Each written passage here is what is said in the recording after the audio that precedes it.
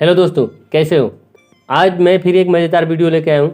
दोस्तों, मैंने पहले बताया था आपको अटेंडेंस शीट की ज़रूरत हमें तब पड़ती है जब हम किसी कंपनी में किसी वर्कर के डिटेल रखनी पड़ती है, तो अटेंडेंस शीट हमें सारे वर्करों की बनानी पड़ती है। दोस्तों, आज की वीडियो आपके इससे आगे वाले स्टेप की मिलेगी। अभी तो हमने अटेंडेंस शीट करी थी पिछली वीडियो में। अटेंडेंस शीट में हमने बताया था कि अगर जो हम मंथ यहाँ चेंज करते हैं तो मंथ हम जिसका मंथ चेंज करेंगे वो मंथ यहाँ चेंज हो जाएगा और वही डेट की हमारी सैलरी अटेंडेंस यहाँ आएगी। अब अटेंडेंस आपको यहाँ भरना है और ईयर भी आप चाहें तो ईयर भी यहाँ से आप चेंज कर सकते हैं। जो भी ईयर आप चेंज करना चाहते हैं ईयर भी आप यहाँ से चेंज कर सकते हैं। उसके बाद जो कि आपको अटेंडेंस जिसमें लगानी है उसमें आप लगा सकते हैं अटेंडेंस जैसे आपको लगाना है वैसे आप लगा सकते हैं और जितनी आपकी अटेंडेंस होगी वो आपकी यहाँ से लग जाएगी। अब जैसे मान लो कि हमें प्रोजेक्ट भरना है तो हम यहाँ प्रोजेक्ट भर सकते हैं, ठीक है। ये प्रोजेक्ट नहीं लेगा अगर जो हम जब भी भरेंगे तो। वैसे हमने ये चेंज हो रहा है तो इसकी वजह से ये आ रहा है इसमें। अगर जो हम दोबारा इसे भरेंगे तो इसमें नहीं भरा जाएगा। तो दोस्तों, जो है कि हम अटेंडेंस शीट जिस तरह से चाहे उस तरह से भर सकते हैं, ठीक है। तो हमारा जो है कि अटेंडेंस शीट ऐसे भरा जाएगा जैसे ये खाली है। अब यहाँ हम पी डालना चाहते हैं तो हमारे ये पी नहीं लेगा क्योंकि हमने अटेंडेंस शीट में प्रेजेंट को दिखाया नहीं है। प्रेजेंट अटेंडेंस होना चाहिए, ठीक है। तो वीडियो को ध्यान से आप देख लीजिएगा कि अटेंडेंस शीट मैंने कैसे बनाया है। अब उससे आगे क्या आता है कि आपको जो है कि जितने हमारे वर्कर होते हैं उनकी सैलरी डिटेल शीट में रखनी पड़ती है, सैलरी डिटेल रखनी पड़ती है। तो हमारे पास कुछ ऐसे एम्प्लॉय हैं जिनके हमने नाम और पे कोड लिख रखा है। यहाँ जो है कि एम्प्लॉय पे कोड है, यहाँ एम्प्लॉय नेम है, ठीक है। एम्प्लॉय पे कोड और एम्प्लॉय नेम। तो हमारा पे कोड ये हो गया, एम्प्लॉय नेम ये हो गया और फादर्स नेम ये हो गया और डिपार्टमेंट किस डिपार्टमेंट में है वो। उसके बाद आता है कि डिजिग्नेशन पद क्या है। उसके बाद UAN नंबर, ये एम्प्लॉय का एक नंबर होता है जो इससे PF निकाला जाता है और PF का ये होता है एक PF का खाता नंबर होता है जिसमें आपका PF जाता है। उसके बाद प्रेजेंट डे, हम कितने दिन की सैलरी बनाते हैं, 26 दिन की, महीने में 26 दिन की हम सैलरी बनाते हैं क्योंकि 4 संडे निकल जाते हैं। किसी में 4 संडे होते हैं, किसी में 5 भी संडे हो सकते हैं। उसके बाद होगी बेसिक सैलरी हमारी कितनी है। उसके बाद जो हमने यहाँ जो हमने प्रेजेंट लिया था तो उस प्रेजेंट में यहाँ हमने प्रेजेंट दिखाया था, ये प्रेजेंट हमने लिया है। यहाँ जो है कि अटेंडेंस शीट है जिसमें जितना प्रेजेंट है वही प्रेजेंट हमारा यहाँ पे आया है यहाँ पे। तो प्रेजेंट का हम लेते हैं यहाँ से, तो प्रेजेंट हमारी कितनी है ये देखेंगे, ठीक है। ये प्रेजेंट। उसके बाद आता है लीव, छुट्टी, ठीक है। तो जो है कि छुट्टी हमारी कितनी है, एब्सेंट। उसके बाद आता है ओवर टाइम। अब ओवर टाइम हमने कितना किया है तो ओवर टाइम का हमारा हो जाएगा। उसके बाद यहाँ ओवर टाइम हमने सैलरी कैसे निकाली है। उसके बाद HRA हमारा 5% जो है कि मिलता है HRA हमको। उसके बाद कन्वेंस किराया भी हमें मिलता है 500 रुपये महीने का। उसके बाद चिल्ड्रन एजुकेशन अलाउंस, यानी जो है कि बच्चों को पढ़ने के लिए भी मिलता है। और उसके बाद होता है मेडिकल अलाउंस भी हमें 12% मिलता है। उसके बाद जो कि स्पेशल अलाउंस, कुछ ऐसे भी उसमें कर्मचारी होते हैं जिनका स्पेशल अलाउंस मैंने उनके रहने खाने सारी चीज़ का व्यवस्था की जाती है, ठीक है ना। और उनको सहायक भी दिया जाता है एक। उसके बाद आता है प्रोडक्शन अलाउंस, और जब उत्पादन जाता है उसका भी मिलता है प्रोडक्शन का। और उसके बाद आता है अदर में मान लो कि आप बहुत सारे होते हैं, जैसे मान लो कि कुछ ऐसे काम करते हैं जिनका जो कि कुछ गर्दे वाला काम करते हैं, जैसे मान लो कि उनके कपड़े धोने के और अदर और कोई फैशन होता है उसके लिए दिया जाता है। और एरियर क्या होता है, जो हमारी बकाया होती है, पहले से बकाया होता है। जैसे मान लो कि पिछले साल जो है कि कंपनी ने कहा कि हम जो है कि आपके 2-3 महीने पहले से सैलरी बढ़ा देंगे और वो सैलरी अभी तक हमें मिली नहीं। तो इस तरह से भी हो सकता है कि हमें जो कि लेनी पड़ती है, ठीक ना। उसके बाद क्या आता है कि एरियल हो गया। उसके बाद हमारा जो है कि यहाँ प्रोविडेंट फंड हो गया, उसके बाद हमारा फंड भी कटता है। उसके बाद हम ले लेते हैं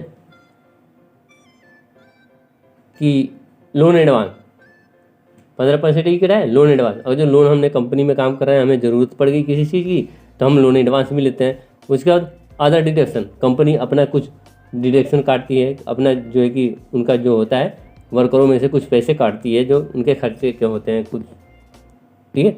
उसके बाद TDS क्या होता है कि TDS टैक्स डिडक्शन सोर्स, यानी जो हमारी सैलरी होती है उससे कुछ % हमें TDS देना पड़ता है। तो दोस्तों TDS का कुछ रूल भी होता है, जैसे सालाना इनकम आपकी 5 लाख रुपये तक है तो 5 लाख रुपये से नीचे है तब तो TDS आपका नहीं कटेगा, और जो 5 लाख से ज़्यादा है तो TDS कटना अनिवार्य है, ठीक है। वो भी 5 लाख से जितने ज़्यादा होंगे उसी पे कटेगा, उसके नीचे TDS नहीं कटता है। उसके बाद हमारी ग्रोस सैलरी होगी और उसके बाद नेट सैलरी। तो ये सारी चीज़ें करके देखेंगे कि कैसे कैसे हमने किया है। तो चलते हैं दोस्तों, वीडियो को स्टार्ट करते हैं, नहीं तो वीडियो बहुत ज़्यादा हो जाएगी। तो जैसे कि जो है कि हमारा 26 दिन का जो कि वर्किंग डे होता है 26 दिन का, तो हमने यहाँ पे ये सारी चीज़ें, तो आप अगर जो एक्सेल एडवांस में करा रहा हूँ तो आपको तो पता ही होगा, एंट्री तो आप कर ही लोगे यहाँ तक। जैसे मान लो कि यहाँ तक आपने एंट्री कर ली, अब हम क्या करते हैं ना कि जो कि यहाँ से ये सारी चीज़ें हम हटा देते हैं और इसी में आपको बताते हैं कि हमें टाइप करने में थोड़ा सा टाइम बच जाएगा, ठीक है। ये सारा चीज़ हम डिलीट कर देते हैं यहाँ से, ठीक है। ये हमारा डिलीट हो गया। अब जो है कि हमें क्या करना है, यहाँ जो है कि हमारा प्रेजेंट डे आना चाहिए कि प्रेजेंट डे हमारा कितना है। तो प्रेजेंट डे यहाँ लाने के लिए हम क्या करेंगे, यहाँ एक फार्मूला लगाएंगे, is equal to count if, ये रहा काउंट इफ लगाया। उसके बाद क्या करेंगे कि रेंज मांग रहा है तो रेंज हम चले जाएंगे यहाँ अटेंडेंस वाले में, अटेंडेंस वाले में यहाँ से लेकर और यहाँ तक सेलेक्ट करेंगे, ठीक है ना, यहाँ तक सेलेक्ट हो गया। उसके बाद क्या करेंगे, उसके बाद कोमा लगाएंगे और इन्वर्टेड कोमा और इसमें लिख देंगे P, इन्वर्टेड कोमा बंद और ब्रैकेट बंद करके एंटर मारेंगे। तो जो है कि हमारा प्रेजेंट डे आ गया, ये प्रेजेंट डे। अब अब्सेंट डे हमें लाना है, तो अब्सेंट डे के लिए क्या करें, is equal to count if, ये रहा। फिर रेंज मांग रहा है तो रेंज हमारा वही होगा, प्रेजेंट डे में जाएंगे और सेलेक्ट कर लेंगे उसी को, ठीक है। और यहाँ से यहाँ तक हमें सेलेक्ट करना है और उसके बाद कोमा, इन्वर्टेड कोमा और इसमें क्या लगेंगे L, लीव के लिए क्या L और इन्वर्टेड कोमा बंद और ब्रैकेट बंद और एंटर। अब हमारा जो है कि ये आ गया, है ना। अब उसके बाद हम ये दोनों को सेलेक्ट करते हैं और कॉपी करते हैं और नीचे आके पेस्ट कर देते हैं। चलिए ये हमारा यहाँ तक काम हो गया। अब आगे आप ओवर टाइम आपने कितना किया है तो आप डाल सकते हैं कि आपने कितने घंटे ओवर टाइम किए। तो हम 10 डाल देते हैं, उसके बाद 12 घंटे डाल देते हैं, उसके बाद 14 घंटे डाल देते हैं, उसके बाद 16 घंटे डाल देते हैं और उसके बाद 18 घंटे डाल देते हैं, ठीक है। अब हम ओवर टाइम सैलरी निकालनी है तो दो तरह से ओवर टाइम सैलरी निकाली जाती है। एक तो पैकिंग करवाई जाती है कोई भी चीज़, जैसे मान लो कि फ्रिज हुआ, कूलर हुआ, पंखे की पैकिंग होती है, या और भी है प्रोडक्ट जो गोदरेज की अलमारी उलानी, ये सारी चीज़ें पैकिंग होती है। तो उस पे दिया जाता है कि पर पीस पे इतने पैसे आपको मिलेगा। मगर यहाँ तो सैलरी की बात होती है, तो सैलरी, इसमें सैलरी से निकालना है हमें, तो सैलरी से निकालेंगे तो इसका फॉर्मूला क्या है, इज इक्वल टू सम। अब जो है कि कंपनी का मैनेजर बताया कि जो आपकी सैलरी मिलेगी उसके एक दिन की जो सैलरी बनती है उसके हिसाब से आपको 10 घंटे की सैलरी दी जाएगी।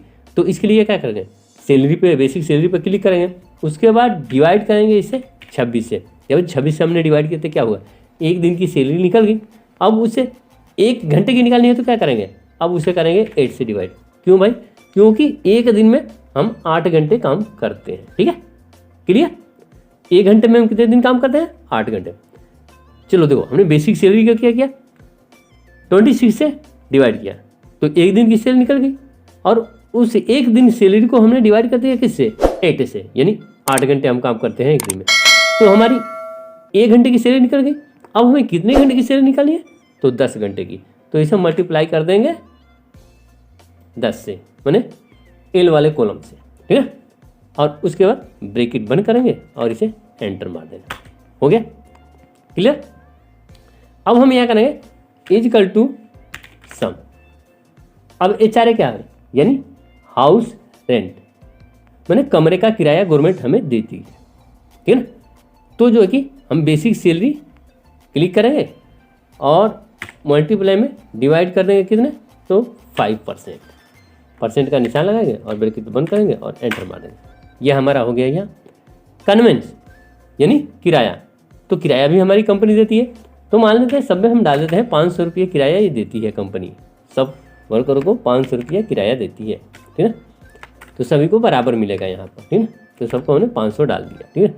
अब इसे भी कॉपी करके इसे पेस्ट ही कर लेते हैं, दोनों को कॉपी और नीचे आके और सेलेक्ट करते हैं और इनको भी पेस्ट ही कर देते हैं, ठीक है। हो गया। अब यहाँ आते हैं चिल्ड्रन एजुकेशन अलाउंस, यानी बच्चों को पढ़ाने का भी खर्चा।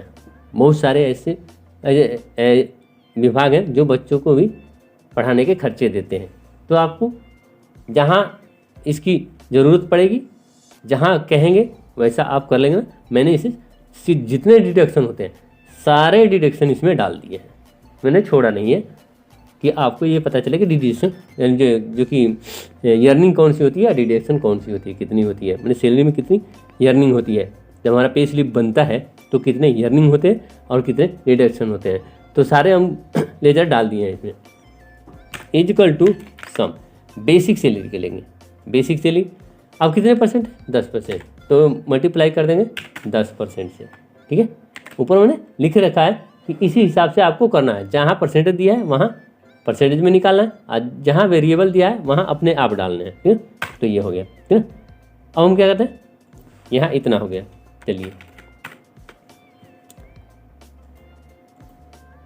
अब यहाँ ले लेते हैं, यहाँ हमें जो मेडिकल अलाउंस 12% मिला है, तो इजकल टू सम और बेसिक सैलरी मल्टीप्लाई 12%,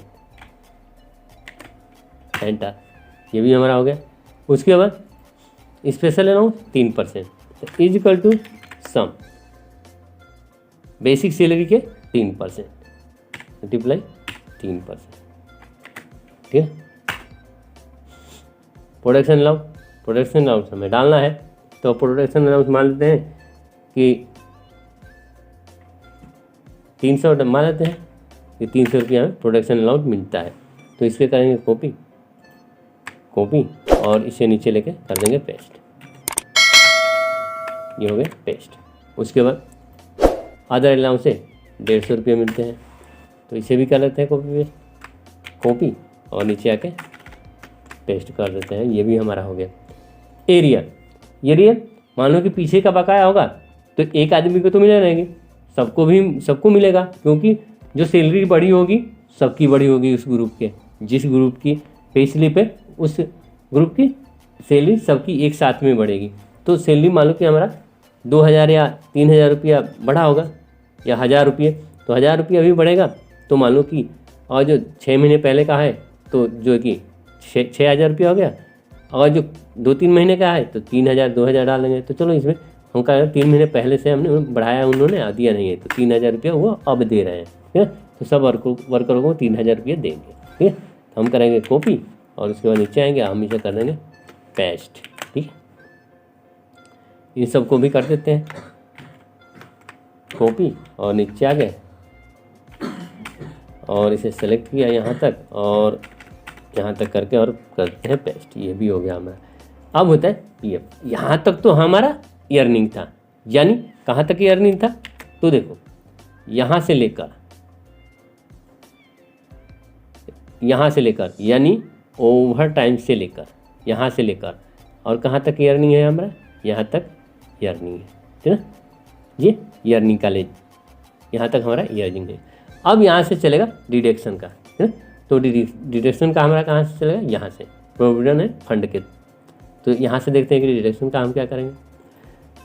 तो इसका हमें 12%, 15% निकालना है। तो यहाँ की डिटेल दिए और मल्टीप्लाई में कर देंगे 15%। ये 15% हमारा निकल गया, ठीक है। अब उसके बाद क्या है, इसे कॉपी करते हैं और इसे नीचे लेके पेस्ट कर देते हैं, पेस्ट। लोन एडवांस, किसी ने लोन लिया होगा, किसी ने नहीं लिया होगा। तो चलो मान लो कि 3500 रुपया महीने का जाता है किसी का, ठीक है, 3500 रुपया जाता है। उसके बाद इसका नहीं जाता है, इसका जो है कि 3000 जाता है, ठीक है। और इसका जाता है, तो इसका मान लो कि हम 4500 रुपया कर देते हैं, ठीक है। ये हो गया। अब अदर डिडक्शन मान लो कि हम 100 रुपया मान के चलते हैं कि अदर डिडक्शन में हमारा 100 रुपया कटता है।